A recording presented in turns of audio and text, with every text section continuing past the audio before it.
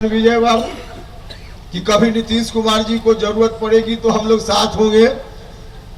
देखिए नीतीश कुमार जी, हमने कहा, मीडिया के बंधुओं ने हमसे पटना में पूछा पार्टी गठन के बाद यही सवाल कि फिर आप नीतीश जी के साथ होइएगा।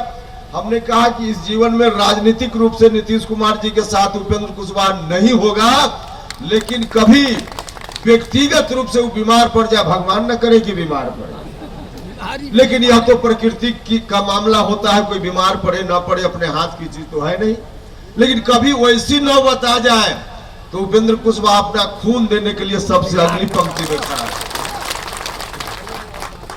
इन लोगों ने डील कर ली, पार्टी के राष्ट्रीय अध्यक्ष ने डील कर ली, जाकर के झंडा राष्ट्रीय जनता दल के नेता के हाथ में थमा दिया और पीछे पीछे नीतीश कुमार को लगा दिया। अब बताइए, पिछलग्गू बनकर नीतीश कुमार जी रहने वाले थे, अब पिछलग्गू बनकर कोई व्यक्ति रह जाए, वह व्यक्ति भारत का प्रधानमंत्री बनेगा क्या? नीतीश कुमार जी ने भारत के प्रधानमंत्री बनने का बड़ा अवसर खो दिया।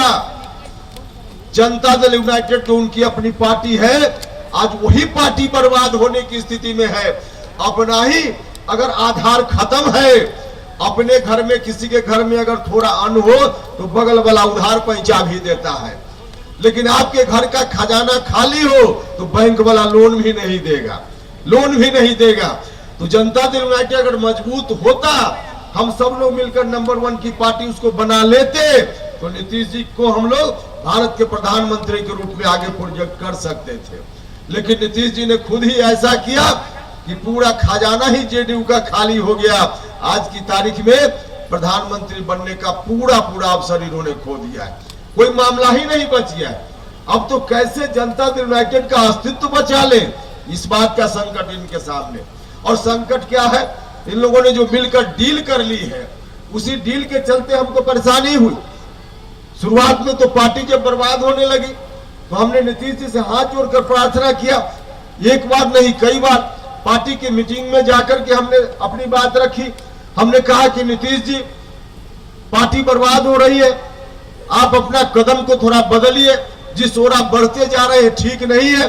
लेकिन उन्होंने नहीं सुना, उन्होंने जिद ठान ली कि पार्टी को हम राष्ट्रीय जनता दल के हाथ में गिरवी रख ही देंगे। तो अब हम लोगों ने कहा, नीतीश जी, जनता दल यूनाइटेड आपकी पार्टी है, आपकी मर्जी, आप बंधक रखना चाहते हैं राष्ट्रीय जनता दल के हाथों में, ठीक नहीं कर रहे हैं, लेकिन फिर भी अगर आप चाहते हैं, आपकी पार्टी है, हम लोग क्या करेंगे? आप अगर चाहते हैं बंधक बनाना राष्ट्रीय जनता दल के हाथों में तो बंधक बनाइए, आप जानिए। लेकिन दूसरा जो आपका निर्णय है कि बिहार को हम राष्ट्रीय जनता दल के हाथ में बंधक बना देंगे, तो इस काम को हम लोग नहीं होने देंगे, बिहार को बंधक नहीं बनने देंगे। और इसलिए हम निकल पड़े हैं, इसीलिए हम आपके बीच कहने आए हैं, वरना कोई जरूरत नहीं थी। हम तो बार बार संघर्ष के रास्ते पर आते, बार बार इस बार भी संघर्ष के रास्ते पर आए। सामान्य तौर पे जो लोग राजनीति करते हैं, संघर्ष इसलिए करते कि किसी तरह से ठंडा घर में उनको जगह मिल जाए, और उपेंद्र कुशवाहा तो वहां जाकर उसको छोड़ करके बार बार संघर्ष के रास्ते पर आता है। हम इसलिए इस बार भी संघर्ष के रास्ते पर आए हैं। पहले भी हमने कभी भी संघर्ष इसलिए नहीं किया कि हम सत्ता में चले जाएं और व्यक्तिगत सुख सुविधा भोगते रहे, ऐसा अवसर मेरे जीवन में तो हमेशा आया है।